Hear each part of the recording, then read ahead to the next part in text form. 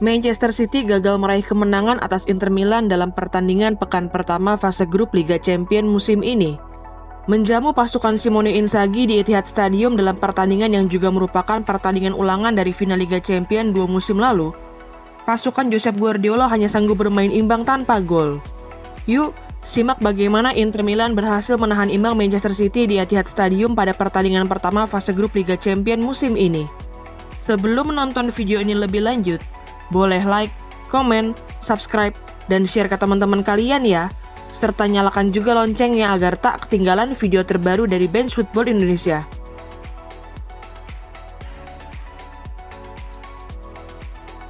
Saat menghadapi lawan-lawannya di Serie A, pelatih Inter Milan yakni Simone Inzaghi paham betul bahwa Nerazzurri akan mampu meraih kemenangan dengan tampil menyerang sepanjang pertandingan. Hal itu tidak terlepas dari materi pemain dan kekompakan tim Inter Milan yang sudah berhasil dibangun oleh adik dari Filippo Inzaghi itu. Namun jika bermain di Liga Champions, terutama saat menghadapi tim-tim dengan materi pemain yang lebih baik dari Inter, Simone Inzaghi sadar ia tidak bisa menggunakan taktik yang sama dengan yang ia terapkan saat bermain di Serie A. Khusus melawan Manchester City asuhan Pep Guardiola, kekalahan di final Liga Champions musim 2022-2023 menjadi pelajaran berharga bagi Simone Inzaghi mengenai bagaimana cara melawan tim asuhan Pep Guardiola.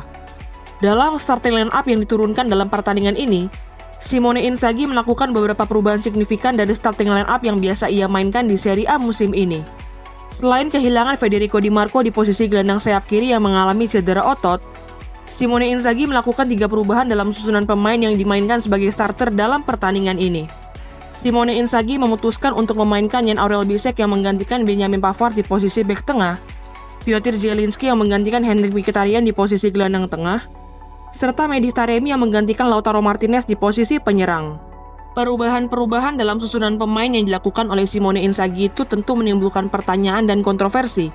Terlebih, pelatih asal Italia itu memutuskan untuk membangku cadangkan Lautaro Martinez yang merupakan kapten sekaligus top skor Nerazzurri di musim lalu. Namun demikian, keputusan Simone Inzaghi itu sebenarnya sangat beralasan. Ketiga pemain inti yang ia cadangkan di pertandingan ini memang sedang tampil kurang impresif di pekan-pekan awal Serie A musim ini. Misalnya saja Lautaro Martinez, penyerang asal Argentina ini berhasil keluar sebagai top skor Serie A musim lalu sekaligus top skor Copa America 2024. Namun dari 3 pertandingan yang telah dimainkan di Serie A musim ini, Lautaro belum mencetak 1 gol pun untuk Inter Milan. Saat ditanya mengenai alasannya membangku cadangkan Benjamin Pavard, Henrikh Mkhitaryan, dan Lautaro Martinez, Simone Inzaghi pun secara tegas menjawab ia ingin memberikan kesempatan kepada pemain-pemain lain. Menurut ex-pelatih Lazio itu, pemain-pemain yang ia turunkan dalam pertandingan ini seperti Jan Aurel Bisek, Piotr Zielinski, dan Mehdi Taremi memang layak untuk mendapatkan kesempatan bermain sebagai starter. Selain melakukan perubahan dalam susunan pemain yang biasa ia gunakan, Simone Inzaghi juga melakukan perubahan taktik dalam pertandingan menghadapi Manchester City ini. Inzaghi memutuskan untuk tidak bermain sangat terbuka dan menyerang sebagaimana yang Inter Milan asuhannya mainkan di Serie A, melainkan lebih menggunakan pendekatan bertahan. Penerapan taktik ini dikarenakan Simone Inzaghi benar-benar belajar dari kekalahan timnya di final Liga Champions musim 2022-2023 dari tim asuhan Pep Guardiola. Inzaghi paham betul, bermain terbuka dan menyerang saat melawan Manchester City asuhan Pep Guardiola sama saja dengan bunuh diri. Untuk menerapkan taktik bertahannya dengan efektif, Simone Inzaghi meminta para pemainnya untuk melakukan pressing tinggi terhadap para pemain Manchester City. Selain itu, Simone Inzaghi juga meminta para punggawa Nerazzurri untuk melakukan penjagaan man-to-man terhadap setiap pemain The Citizen. Taktik bertahan Simone Inzaghi itu cukup berhasil di babak pertama. Sepanjang bergulirnya paruh pertama pertandingan, Manchester City hanya berhasil melepaskan 1 tendangan yang mengarah ke gawang Inter Milan, berbanding dengan Inter yang berhasil melepaskan 3 tendangan yang mengarah ke gawang City. Namun sayangnya, kemitraan antara Mehdi Taremi dan Marcus Thuram yang kurang efektif di lini depan membuat Inter Milan gagal menjebol gawang Ederson Moraes.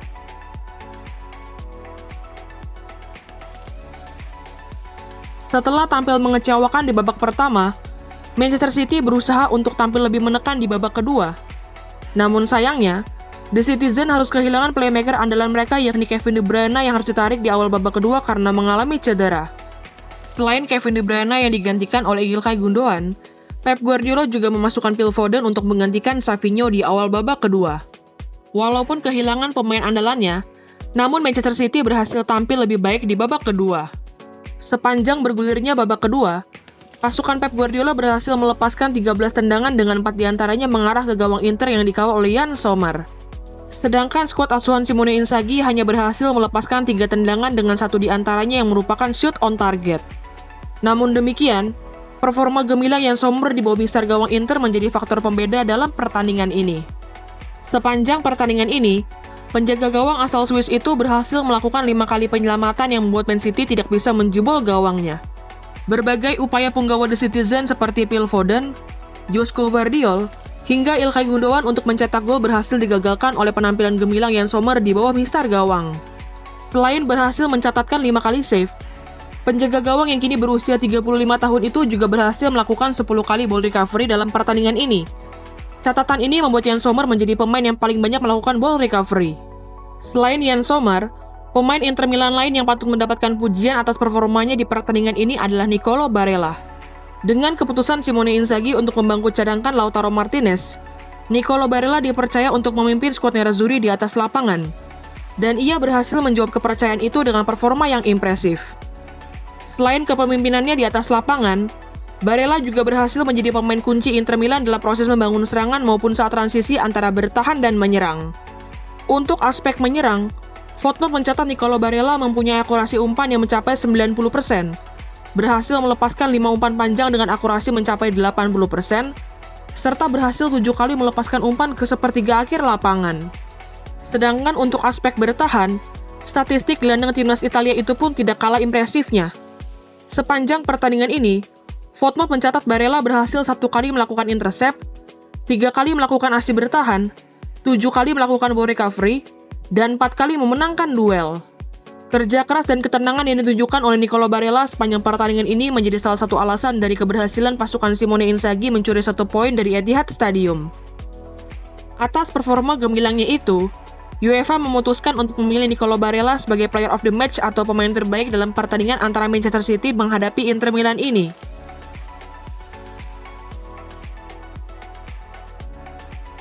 Hasil imbang dalam pertandingan pertama fase grup menghadapi Inter Milan ini tentu bukan merupakan hasil yang diinginkan oleh skuad asuhan Pep Guardiola. Walaupun menghadapi Nerazzurri yang merupakan finalis Liga Champions 2 musim lalu sekaligus juara Serie A musim lalu, The Citizen sebagai tim yang paling diunggulkan untuk memenangkan trofi Liga Champions musim ini tentu mengincar kemenangan perdana. Selain karena pertandingan ini dimainkan di Etihad Stadium yang merupakan kandang mereka sendiri, City juga menjadi tim yang sangat diunggulkan untuk bisa meraih 3 poin dari pertandingan ini. Sebelum pertandingan, Opta Analis merilis prediksi yang menyatakan Erling Haaland dan kawan-kawan mempunyai peluang sebesar 59,8% untuk memenangkan pertandingan, berbanding 19% peluang untuk Inter Milan, sedangkan 21,2% sisanya adalah peluang hasil imbang. Selain kecewa karena gagal meraih 3 poin, hasil imbang ini juga membuat penyerang andalan City yakni Erling Haaland harus menunda gol ke-100-nya untuk The Citizen. Sebagaimana diketahui, Haaland berpeluang untuk mencetak gol ke-100-nya di semua kompetisi untuk City jika berhasil menjebol gawang Yann Sommer di pertandingan ini. Namun yang terjadi justru sebaliknya, penyerang asal Norwegia itu tampil kurang impresif dengan hanya melakukan 14 sentuhan sepanjang pertandingan, yang merupakan catatan paling sedikit dari semua pemain yang tampil sebagai starter di pertandingan ini. Meskipun demikian, hasil imbang ini juga membuat Man City memperpanjang rekor tidak terkalahkan mereka di Liga Champions menjadi 24 pertandingan yang terdiri dari 16 kemenangan dan 8 hasil imbang. Skuad asuhan Pep Guardiola itu kini hanya selisih 1 pertandingan dengan rekor yang diciptakan oleh rival sekota mereka yakni Manchester United dalam rentang waktu tahun 2007 hingga tahun 2009. Sedangkan bagi Inter Milan, Nerazzurri tercatat sebagai tim pertama yang berhasil melakukan 10 tembakan di babak pertama dalam pertandingan yang dimainkan di Etihad Stadium, setelah AS Monaco melakukannya pada bulan Februari tahun 2017. Hasil imbang tanpa gol ini juga membuat Nerazzurri kini telah mencatatkan clean sheet saat bertandang melawan 4 klub asal Inggris yang berbeda, yakni Arsenal pada tahun 2003, Chelsea pada tahun 2010, Liverpool pada tahun 2022, dan Man City pada tahun 2024. Gimana nih menurut teman-teman? Apakah Inter Milan dan Man City akan mampu meraih kemenangan pada pertandingan kedua fase grup nanti?